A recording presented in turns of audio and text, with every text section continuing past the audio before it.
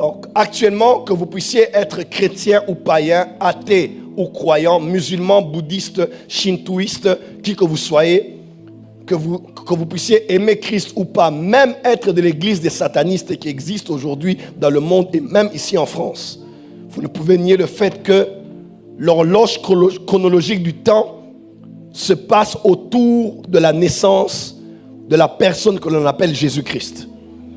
Que vous l'aimiez ou pas, vous allez toujours dire 500 ans avant Jésus-Christ, 500 ans après Jésus-Christ. Parce que tu l'aimes ou pas, Jésus est et restera la référence. Dis un amen.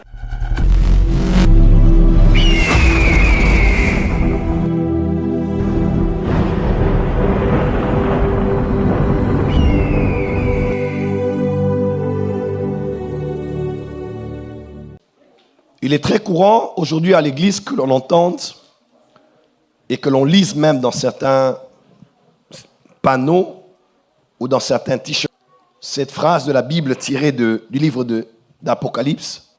Je viens bientôt, ou même Jésus vient bientôt. En faisant une étude sur cette expression, je me suis rendu compte au fait que la Bible dit, bougez-moi ça, je vais souffrir. Je me suis rendu compte que la parole de Dieu parle plutôt de manière un peu plus différente et graduelle. Quand vous lisez Apocalypse 3, verset 3, vous allez voir qu'il est écrit « Je viendrai comme un voleur ». Apocalypse 3, verset 3. Il dit « Je viendrai comme un voleur ». Le même chapitre, le verset 11, il dit « Je viens bientôt ». Premièrement, « Je viendrai comme un voleur ». Deuxièmement, « Je viens bientôt ». Et au verset 20 du même chapitre 3, que nous avons même lu à la veillée, il dit, voici, je me tiens à la porte. Quelqu'un peut dire avec moi, je viendrai comme un voleur. Je viens bientôt. Voici, je me tiens à la porte. En d'autres termes, au jour d'aujourd'hui, nous ne sommes plus censés penser qu'il vient bientôt. Nous sommes censés réfléchir dans la mesure où il est déjà à la porte. Car nous savons que prophétiquement, nous sommes à l'ère de l'église de Laodicée et le message nous concerne exactement, il est déjà à la porte. 2000 ans passés, l'apôtre Jean parlait à ceux à qui il écrivait son épître dans 1 Jean 2, verset 18, et il disait ceci, « Petits enfants, c'est la dernière heure. Et comme vous avez appris qu'un antéchrist vient, il y a maintenant plusieurs antéchrists. Par là, nous connaissons que c'est la dernière heure. Et si 2000 ans passés, c'était la dernière heure, aujourd'hui, nous sommes peut-être à la dernière seconde de la dernière heure. » L'apôtre Paul, écrivant aux Romains, disait ceci. Romains 13, versets 11 et 12. « Cela importe d'autant plus que vous savez en quel temps nous sommes. C'est l'heure de vous réveiller enfin du sommeil. » Dis à ton voisin, réveille-toi. Change de voisin et réveille-toi. C'est l'heure de vous réveiller enfin du sommeil, car maintenant, le salut est plus près de nous que lorsque nous avons cru. Donc actuellement, le salut est beaucoup plus près de nous qu'à l'époque où nous avons cru. Verset 12, il dit, « La nuit est avancée et le jour approche. Dépouillons-nous donc des œuvres des ténèbres et revêtons-nous des armes de la lumière. » Quelqu'un peut dire Amen. Donc, prophétiquement parlant, quand nous lisons la Bible, nous voyons clairement que nous sommes, comme je l'ai dit à la veille, nous sommes au soir, la nuit est avancée, nous sommes à la dernière heure, nous sommes à l'heure où Christ est à la porte. Et cela ne doit jamais nous quitter au niveau de nos pensées. Je sais que de manière personnelle, chacun en ayant commencé cette année avait des ambitions, des projets, a un planning, que ce soit annuel, que ce soit quinquennal, que ce soit décennal. Chacun de nous ici a déjà entendu parler, a déjà entendu une question de son frère, sa soeur, son père, sa mère, des fois même de son fiancé, de sa fiancée. Où allons-nous? Comment te vois-tu, te projettes-tu dans les 50 prochaines années? Dans les 20 prochaines années? Et généralement, nous répondons pour paraître très intelligent, très sensé, parce que c'est ce qu'un homme normal devrait avoir au niveau de ses pensées. Je dis bien un homme normal. Mais nous ne sommes pas des hommes normaux. Nous sommes nés de Dieu, nés de nouveau. Et nous savons qu'au-delà d'un calendrier humain, au-delà d'un calendrier national, au-delà d'un calendrier continental, le ciel a aussi un calendrier pour la terre dans les temps durant lesquels nous sommes. Quelqu'un peut dire amen très fort? Et nous savons que spirituellement, Dieu a aussi un agenda. Et dans son agenda, ou même dans son horloge, nous sommes à la dernière heure. Nous sommes au temps de la fin. Nous sommes déjà en pleine nuit.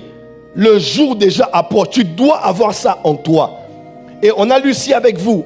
Il répète plus d'une fois, il viendra au moment où on ne s'y attendra pas. Aucun homme ne le sait. Aucun ange. Quelqu'un m'entend? C'est-à-dire aucun homme, aucun prophète. Peu importe la sensibilité spirituelle du prophète que tu connais le plus élevé spirituellement, il peut tout capter sur ce qui va l'arriver par rapport à son mariage, ce qui va l'arriver par rapport à ton travail, ce qui va arriver à tes enfants par rapport à leurs études. Mais aucun prophète, malgré sa sensibilité, ne pourra capter le temps et l'heure et le moment où le Seigneur va revenir. Dieu va verrouiller tous les prophètes. Dieu bloquera toutes les sensibilités spirituelles.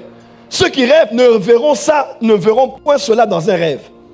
Ceux qui ont des visions ne verront nullement cela dans une vision. Ceux qui sentent des choses ne le sentiront même pas. Personne ne le verra venir. Car il dit, il viendra comme un voleur. Dis à ton voisin, il viendra comme un voleur. Alors, pour essayer de se mettre en contexte, je vais vous proposer ce soir un tableau qui va vous aider à avoir en pensée, en image, la façon dont les choses vont se dérouler, prophétiquement parlant. J'en parle souvent, mais c'est des fois bien qu'on ait une idée. Si j'étais avec des ministres de Dieu ou des pasteurs, ou ceux qui ont fait l'école biblique, j'aurais été beaucoup plus détaillé, mais je vais juste vous donner un tableau. Comme ça, nous avons une idée plus ou moins claire sur les choses, comment elles se déroulent actuellement. Et je ne vais pas aller depuis Adam, n'est-ce pas? Parce que de Adam à Abraham, ça nous fait 2000 ans. D'Abraham à Christ, ça nous fait 2000 ans. Donc déjà, ça nous fait 4000 ans. Et à partir de Christ, jusqu'à ce jour, nous sommes aussi à 2000 ans. Et selon que Pierre disait, même dans son épître, il a dit que nous savons que ça c'est selon nous, mais selon le Seigneur, un jour est comme 1000 ans. Un jour est comme 1000 ans. Donc, en temps normal, si actuellement nous sommes à l'année 6000, donc 6000 ans après la venue d'Adam sur la terre, c'est que nous sommes au 6e jour. Et nous savons que Genèse chapitre 1, lorsque Dieu a créé l'homme le 6e jour, il s'est reposé le 7e jour. Parce que même la création du monde avait une portée prophétique qui annonçait le cours au fait, le cours de la vie, de l'histoire de l'humanité. Le temps est en train d'arriver, je vous dis, nous sommes déjà au 6e jour. Je répète, nous sommes déjà à 6000 ans. Nous sommes déjà au 6e jour et les temps viennent où nous allons entrer dans le Shabbat, où Dieu va se reposer de tout ce qui a été fait depuis 6000 ans. Alors, considérez avec moi ceci. À partir de Christ, Jésus est né en l'an 0.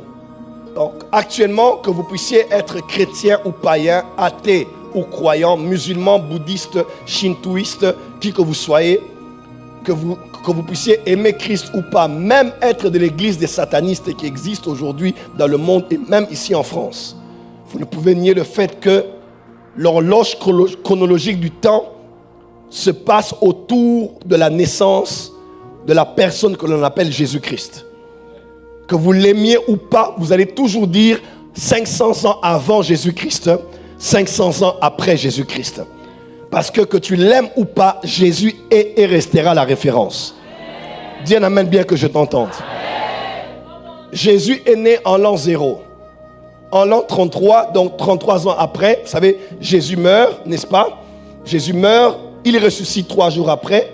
Après la résurrection, acte 1, verset 1, 2, 3, 4, Jésus fait 40 jours sur la terre, n'est-ce pas? Il enseigne à ses apôtres les sujets qui concernent le royaume. Lorsqu'il veut connaître l'ascension, il dit à ses apôtres d'attendre encore. Et ils ont attendu 10 jours. Parce que 10 jours, 10 plus 40, ça fait 50. Parce que 50 jours après la Pâque, on parlait de la fête de la Pentecôte. Et dans Actes chapitre 2, l'Église est née. Donc l'Église est née toujours de la même période, c'est-à-dire en l'an 33. Donc à partir de la naissance de l'Église, commence ce qu'on appelle la dispensation de la grâce. Elle est en orange. C'est celle dans laquelle nous sommes actuellement. Depuis que l'Église est née dans Actes chapitre 2, actuellement nous sommes dans ce qu'on appelle la dispensation de la grâce ou bien la dispensation de l'Esprit, n'est-ce pas? Ou même encore la dispensation de l'Église. Puisque dans les 7 dispensations que j'ai enseignées ici, ceux de la porte des cieux le savent, la dispensation qui vient avant est celle de la loi. Et c'est celle durant laquelle Jésus était né. Galates 4, verset 4, parce que Christ est né sous la loi. Amen, amen. Mais à partir du chapitre 2 ici, du chapitre 2 de Actes, commence l'ère de l'Église, qu'on appelle aussi la dispensation de la grâce, de l'Esprit ou de l'Église. Ou même encore, c'est à partir d'ici qu'on parle des derniers jours. Pourquoi parle-t-on le dernier jour? Parce que c'est l'accomplissement de la prophétie de Joël. Joël 2, chapitre 2, verset 28, il dit « Car dans les derniers jours, dit l'Éternel, je répandrai de mon esprit sur toute chair. Vos fils et vos filles prophétiseront. » Et vous connaissez la suite. Et qui a répété cela? C'est l'apôtre Pierre. Dans Acte 2, il s'est levé et il a dit « Ici est l'accomplissement. Ils ne sont pas ivres de vin doux, mais c'est l'accomplissement de la prophétie de Joël. » En d'autres termes, Acte chapitre 2, ici, la naissance de l'Église parle aussi du début des derniers jours. Dis à ton voisin, les derniers jours. Encore. Encore. Encore. Encore.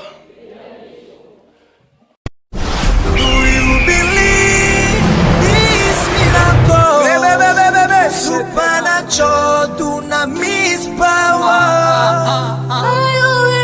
Rakoto.